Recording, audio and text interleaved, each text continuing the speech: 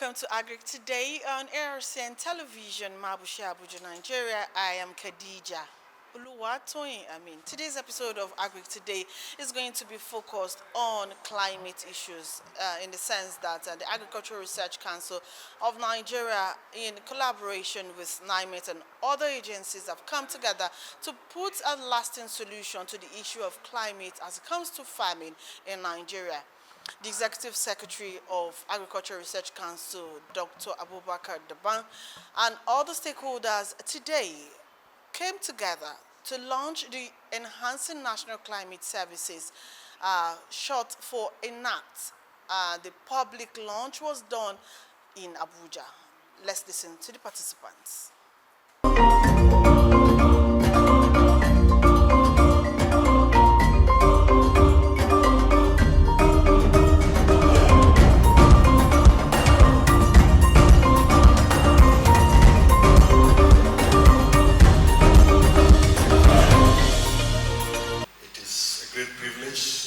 Finally show us what my colleague Desmond has put us through about the NiMet map room. And while I go give an overview of how the map room look like, I want to, after this overview, invite the DG to officially launch the map room to the general public. So this is the map room. The map room, you can access it wherever you are in the world, because I access it from Europe and other parts of Africa. So once you get the link, you can access it. The beauty of it is that if you notice, the challenge is access to our data, and this has given you some level of accessibility. You'll be able to understand what is happening across the country. So the Nigerian map room, once they give you the link, the first page you will see is the climate data library. The climate data library gives you these options of the map room itself, climate and water, climate and agriculture, malaria historical analysis. And that, I'm sure, will be improved to climate and health when we have other inputs. For right now, is the malaria analysis. And it's quite simple to use. I will just navigate just through 1, 2, then the DG officially launched this because of his time. When you click on climate, it now takes you to another window that gives you the kind of analysis you want to do on climate. Is it precipitation analysis, extreme rainfall analysis, analysis on daily temperature, extreme temperature analysis.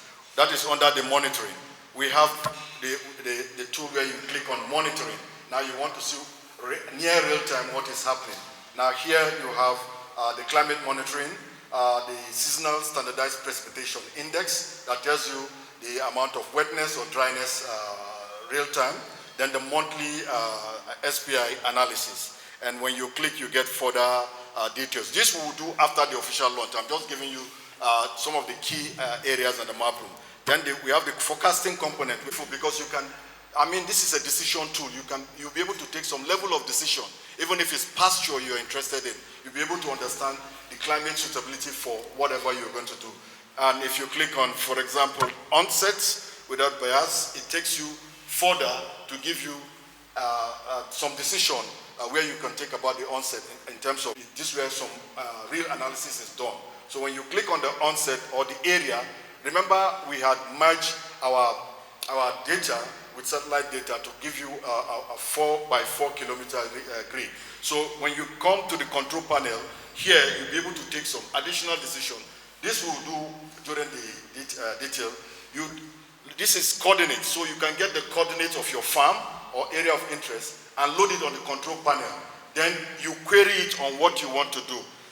For example, you want to know if germination has occurred. That is the question, your question in mind. You query it, and it gives you some through the map and some chart below. I wouldn't want to take most of your time, just to tell you that it's a robust tool that you can do a quick analysis wherever you are to take some decision. You come to climate and water. We now look at rainfall patterns within the basins, the key basins, so that in addition to what our sister agencies are doing, NISA is doing in terms of hydrological, if you're able to know the amount of precipitation within a catchment area, within a basin, then it will help build into what model they are doing in terms of hydrology within that catchment area. Also temperature and the rest for that analysis. It involves the real analysis and monitoring of weather parameters within the basin. And if you come to climate and health, which for now is malaria, now it gives you, for those areas of interest, the environmental conditions suitable for the breeding of Anopheles mosquito and the transmission of malaria within that area. So it's a quick tool that can be used. This is just a quick overview. And with this, I will want to invite my DG to officially come and launch the map. DG, sir. You have the...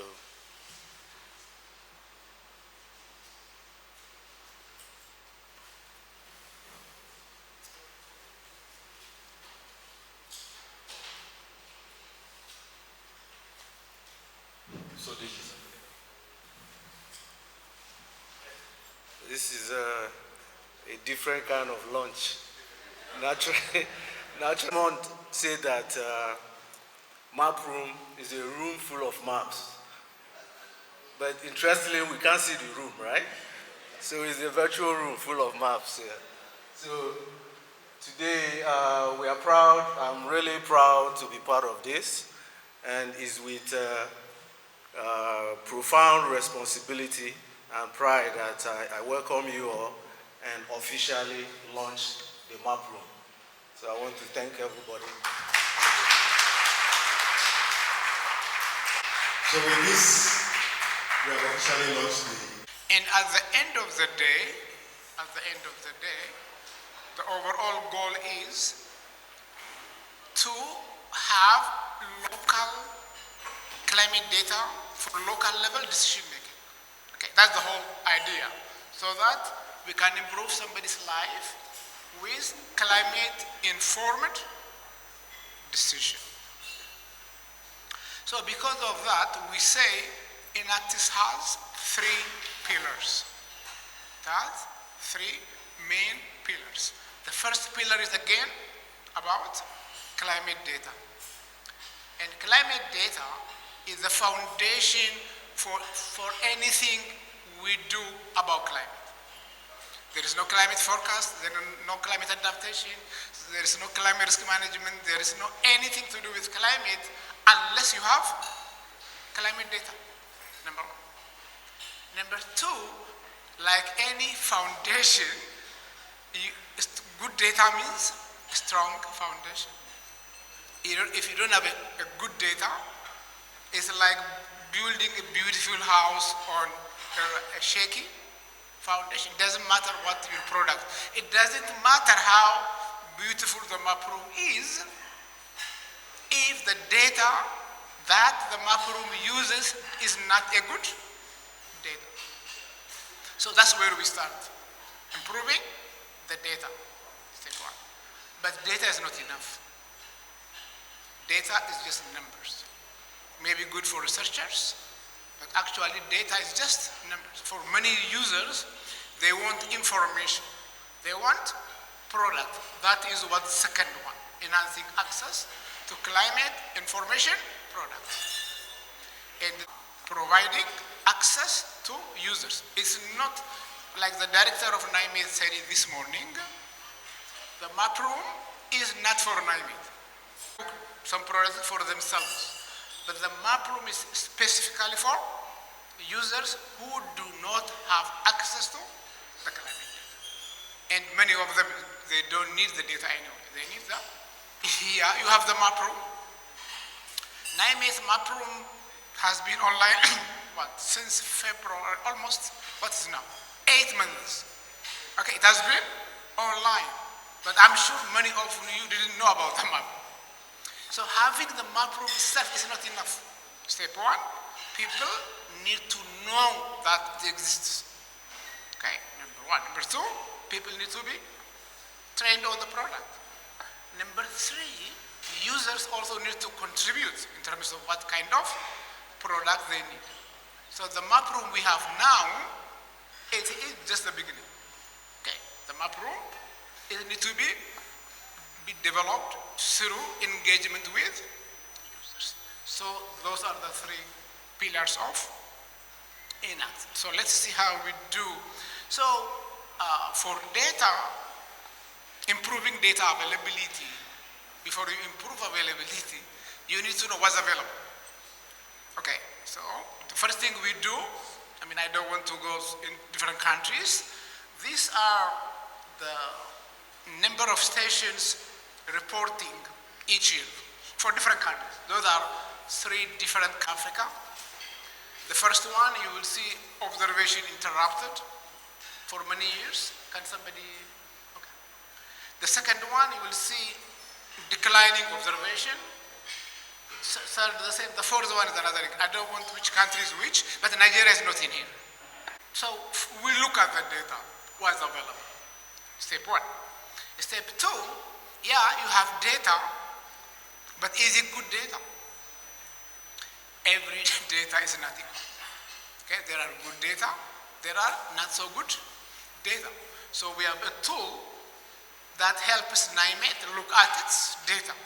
Rainfall, minimum temperature, maximum temperature. How good is that observation? Okay, there are ways to check data quality. So first, you know the data is available. Now you gauge the quality of the data.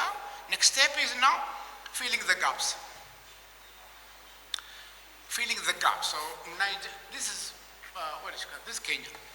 So now next step, what we do, we have now quality data. Let's say for Nigeria. Nigeria has certain number of stations, but those stations do not cover the whole country. What do? We have station data that is reliable after quality control, but there are other data sets available globally. Satellite data, model data. Satellite data covers everywhere, the whole of Nigeria, but it is an estimation. It's not a measurement. It is an estimation. And like any other estimation, it involves errors. So what does NiMet do now? They combine the two. They combine the strengths of station data, which is quality, and the strength of satellite data, which is spatial coverage. So that is the combined data. Okay. And we can do this for rainfall, minimum temperature, maximum temperature, going back to 1981. So today is 2025. So which means you can generate over 45 years of minimum temperature, maximum temperature, and rainfall for every 4 kilometers across the whole of Nigeria. Okay. But again, how good that data is depends how many stations you have and how good the quality of that station is. But still you have really graded data at 4 kilometers spatial resolution. So now that's the data. And then the map room, we have already talked about it many times. I don't want to go into the map rooms. And then training the users, okay, and the national services. So Enactus is an tool, automatic weather station data tool. Those are the Python, the forecasting tool. I will explain a little bit. Those are the tools we provide to NiMet so that they can generate the data in the forecast. On this side, you will see the map room as one of those. But understand and use climate information. Are you okay? Are you with me? So the climate data tool, it is for analyzing historical data. It's mainly organizing station data, quality controlling station data, combining station data with satellite or analysis, looking at the quality of the data. But beyond that, it does a lot of analysis. Many of the products you see in the map room, you can create using CDT. But CDT is specifically for NiMet, specifically for people who has the data. Not only NiMet, now by the way, nowadays, many universities are using it, university students, for data analysis, quality control, that kind of thing. You can see last year, 2 years ago, September, 2 years ago, Like I said, this was created for national met services, and we trained about 15 or so countries in Africa, about 5 or so in Asia, Latin America. But in September 2023, we asked people to register for CDT. And we are very surprised to see how the use of the CDT tool globally is because, like I said, it's mostly university students accessing. It's free, it's available online, so accessing it. The other is what we call the automatic weather station data tool. Why do we need this? Okay, many national met services are installing new automatic weather stations. There is a big challenge. Many of these stations are supported by donors. And each donor gives you different type of station. And those stations, they don't talk to each other. The data from the different network sits on different computer in different formats. It's a big challenge for national met services to access and use the data. It's a good thing they are expanding. We will see how many we have for Nigeria. Do I have a mapping? Maybe. But I think Nigeria has what, 4 or 5 different automatic station networks. 5 gems. So I mean, 5 file format, it's NiMet. So this tool, this is for example Kenya with what, 6 or 7 different type of automatic weather station network. It's a challenge, big challenge. So the data from all types of station networks in one place, so that now NiMet can process the data, but also offers the data for you instead of going to different computers or different. Another one is what we call PICPT. This is a forecasting tool. This is a tool for seasonal and sub-seasonal forecast. It has, from the user perspective, it has 2 advantages. Number one, NiMet can now give area-specific seasonal forecast. Remember I said the data that we generate, or NiMet generates, has 4 kilometers spatial resolution. The data is available every 4 kilometers, which means NiMet can now give forecast every 4 kilometers. They don't need to say like half of Nigeria is above normal and half of Nigeria below normal together. Now, at pixel level, they can say this area is going to be above normal. This is big, number one. The second advantage is how it is presented in the map. Like I said, normally they say tercile forecast, above normal, below normal, but what does that mean for a user? We've heard from the participants and stakeholders at this forum as they talk about the importance of the enhancing national climate services in ACT. Let's go on a quick break. When we return, we'll bring you sight and sound of the event. Stay tuned.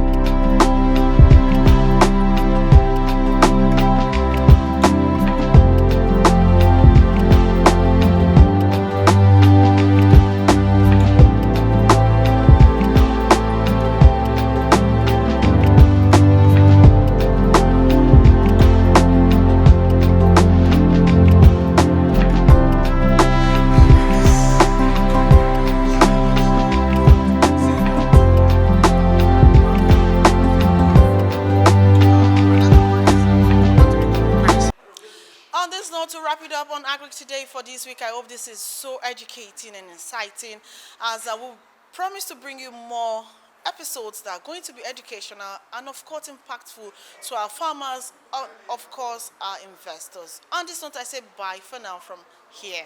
I am Khadija Oluwatoyin, saying catch ya.